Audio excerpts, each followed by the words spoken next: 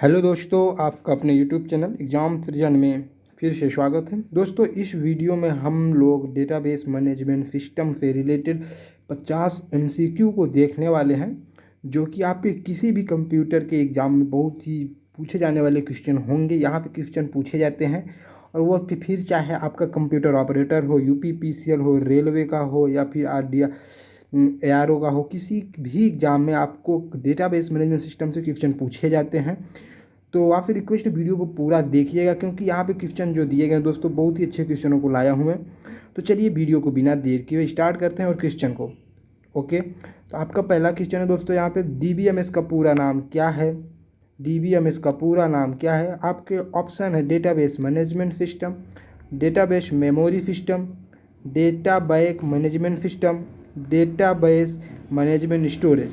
तो सही जवाब क्या हो जाएगा दोस्तों? जी बिल्कुल सही जवाब दोस्तों, आपका सही जवाब हो जाएगा option number A, database management system. Okay, चलिए अगला क्वेश्चन है आपका दोस्तों यहाँ पे, और इसकी जो पीडीएफ है ना दोस्तों, यह पीडीएफ आपको हमारे टेलीग्राम चैनल पे मिल जाएगी। आप जाके वहाँ से इसको डाउनलोड कर सकते हो, ठीक है। चलिए अगला क्वेश्चन है, डेटाबेस के घटक कौन कौन से हैं? ऑप्शन है हार्डवेयर, सॉफ्टवेयर, डेटा प्रक्रिया एवं यूजर्स, केवल हार्डवेयर एवं सॉफ्टवेयर, केवल data and users, hardware, software और डेटा। तो डीबीएमएस के घटक कौन कौन से हैं? तो डीबीएमएस में से क्या क्या चीज़ होते हैं जिसकी वजह से डीबीएमएस वर्क करता है? तो हार्डवेयर भी होता है, सॉफ्टवेयर भी होता है, डेटा भी होना चाहिए डीबीएमएस में, प्रक्रियाएं भी होनी चाहिए, प्रोसेस तो होना ही होना है। और प्रोसेस कौन करेगा? यूज़र करेगा। तो इसका मतलब ऑप्शन नंबर ए ही आपका बिल्कुल सही जवाब हो जाएगा। ओके, चलिए अगला क्वेश्चन है आपका, डीबीएमएस का मुख्य उद्देश्य क्या है? डीबीएमएस का मुख्य उद्देश्य क्या है दोस्तों? तो आपके ऑप्शन है डेटा को सुरक्षित करना, डेटा को तेज़ी से पुनः प्राप्त करना, डेटा को संगठित करना या फिर उपरोक्त सभी। तो क्या हो जाएगा? डेटा को सुरक्षित रखना तो उद्देश्य होता ही है, डेटा को सिक्योर करना, डेटा को तुरंत दोबारा प्राप्त करना हो, तेज़ी से मिल भी जाए, डेटा को एकत्रित भी करना, स्टोर करना। तो ऑप्शन सही जवाब हो जाएगा आपका उपरोक्त सभी। अगला क्वेश्चन चलिए देखते हैं दोस्तों। अगला क्वेश्चन है, निम्नलिखित में से कौन सा डीबीएमएस का उदाहरण नहीं है? कौन सा डीबीएमएस का उदाहरण नहीं है? आपके ऑप्शन है माई एसक्यूएल, ओरेकल, विंडोज़ या फिर पीएसक्यूएल।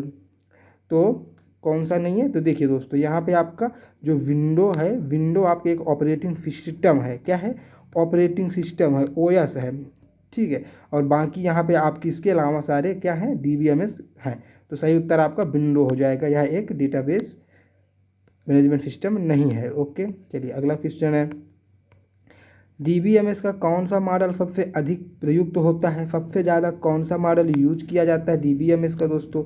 आपके ऑप्शन है hierarchical model, network model, relational model या फिर ऑब्जेक्ट ओरिएंटेड मॉडल। तो सबसे ज़्यादा यूज कौन किया जाता है दोस्तों? तो दोस्तों मैं आपको बता दूं, सबसे ज़्यादा जो यूज किया जाता है वह है आपका रिलेशनल मॉडल। कौन है? वह आपका रिलेशनल मॉडल है। रिलेशनल मॉडल क्या होता है? जिसमें हम डेटा को किस में रखते हैं? जिसमें हम डेटा को टेबल के फॉर्म में रखते हैं, स्टोर करके। रिलेशनल मॉडल मतलब होता है कि डेटा को टेबल के फॉर्म में रखना। जैसे यहाँ पे हमने नेम दे दिया, यहाँ पे उसका एज दे दिया किसी का, यहाँ पे एड्रेस दे दिया। तो इस तरह होकर पूरा डेटा एक टेबल में स्टोर किया जाता है। ओके, चलिए अगला क्वेश्चन है आपका दोस्तों यहाँ पे। अगला क्वेश्चन है, डीबीएमएस में डेटा की सुरक्षा के लिए कौन सा विकल्प उपयुक्त है? डेटा को सुरक्षित करने के लिए डेटाबेस में कौन सा आंसर सही है? तो ऑप्शन है इंक्रिप्शन, बैकअप, एक्सेस कंट्रोल या उपरोक्त सभी। तो दोस्तों देखिए, यहाँ पे क्या होगा, आपका इंक्रिप्शन तो बहुत ज़्यादा ज़रूरी है। क्यों? क्योंकि अगर इंक्रिप्ट रहेगा तो डेटा, जैसे मान लीजिए आपका डेटा और मेरा डेटा दोनों स्टोर है, ठीक है। अगर कोई तीसरा बंदा गया, मुझे पता चला कि डेटा कहाँ पे है, मैं जाऊँगा पढ़ लूँगा, तो दिक्कत होगी। तो इंक्रिप्शन मतलब हो गया, मान लीजिए यहाँ पे हमने एक नाम दिया कि रवि नाम का डेटा को सेव कर दो, तो वो क्या करता है, डेटाबेस जो उसमें एल्गोरिथम चलती है, वह रवि को कुछ बिल्कुल ऐसे फॉर्म में, किसी कैरेक्टर के फॉर्म में स्टोर करेगा, ठीक है। किसी भी फॉर्म प्लस माइनस करके एक इनक्रिप्ट बना देगा इसको, कि कोई इसको समझ ही नहीं पाएगा कि ये क्या लिखा है, ठीक है। इनक्रिप्शन मतलब ये होता है।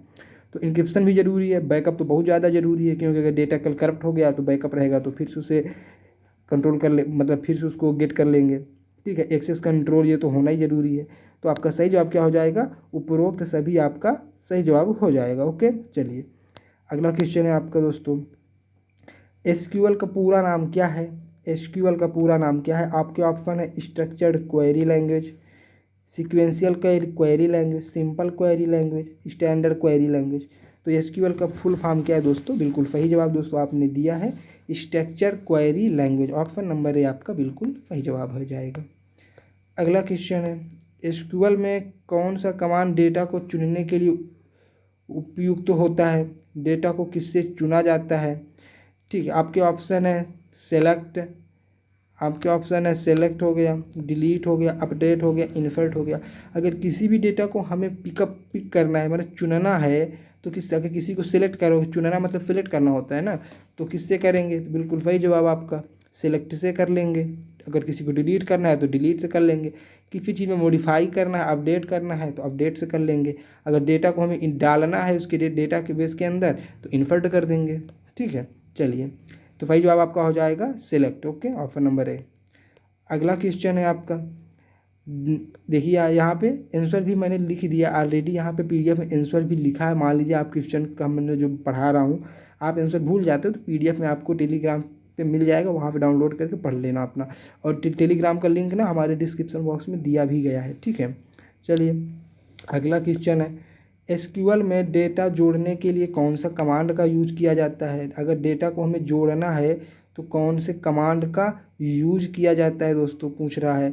मतलब देखिए जोड़ना मतलब कोई भी डेटा है तो डेटा को हमें किसमें डेटाबेस में जोड़ना है, मतलब उसमें डालना है तो क्या कौन सा कमांड है, ऐड, अपेंड, इन्सर्ट या अपडेट। तो बिल्कुल सही जवाब दोस्तों आप, अगर हमें डेटा को डालना है, जोड़ना है तो इन्सर्ट कमांड का यूज करेंगे। अभी मैंने ऊपर ही बताया आपको। ठीक है, चलिए अगला क्वेश्चन है आपका, यहाँ पे निम्नलिखित में से कौन सी भाषा डीबीएमएस के लिए उपयुक्त है। डीबीएमएस में कौन सी भाषा प्रयुक्त की जाती है। तो पहला है डीडीएल, डीएमएल, एसक्यूएल, उपरोक्त सभी। तो बताइए दोस्तों किसका यूज किया जाता है डेटाबेस में।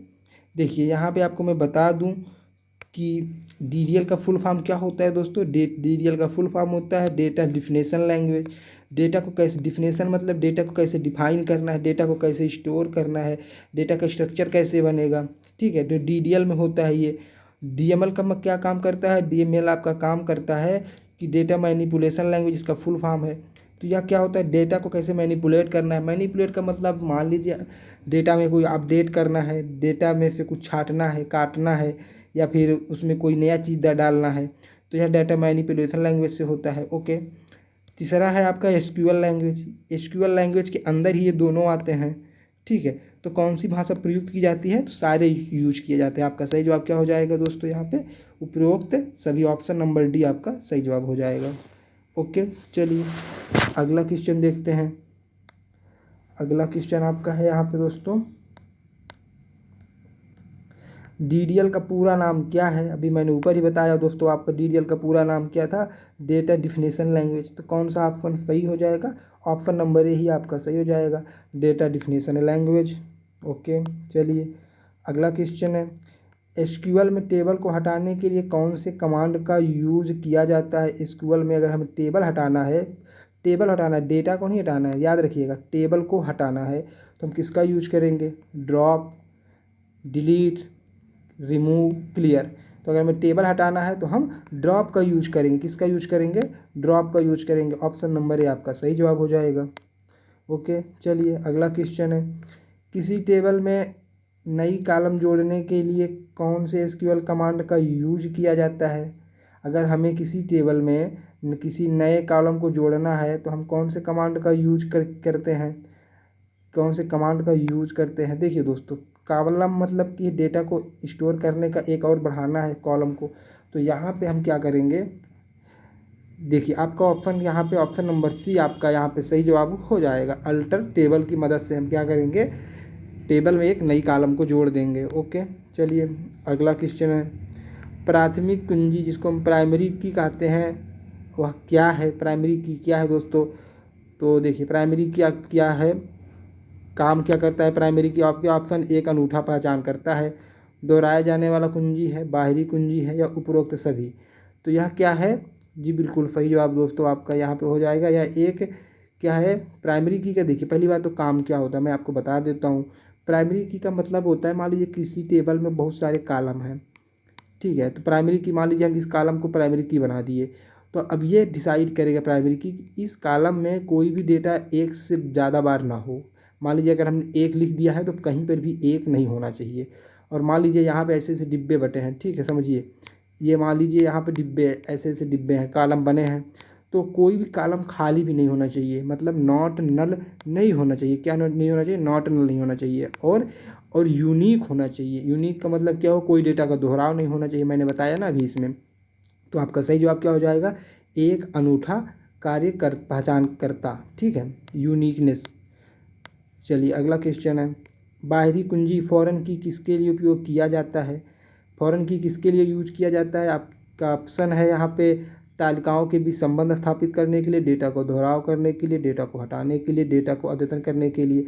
तो सही जवाब आपका हो जाएगा दोस्तों यहाँ पे, दो टेबलों के बीच, दो तालिकाओं के बीच संबंध को स्थापित करने के लिए हम फॉरेन की का यूज़ करते हैं। ओके, चलिए अगला क्वेश्चन है, रिलेशनल डेटाबेस में नॉर्मलाइजेशन किसके लिए किया जाता है। नॉर्मलाइजेशन किसके लिए किया जाता है, आपके ऑप्शन है, डेटा को संगठित करने के लिए, डेटा को अनुकूलित करने के लिए, डेटा में अनुचितता को दूर करने के लिए, डेटा को सॉर्ट करने के लिए। देखिए दोस्तों, जो नॉर्मलाइजेशन के 6 फॉर्म होते हैं, first, second, third, fifth and BCNF, ठीक है। तो इन सब का मेन काम क्या होता है कि डेटा को बहुत एकदम मतलब क्लीन और साफ रखना, ठीक है, सबका काम यही होता है, पूरा का पूरा यही मतलब है।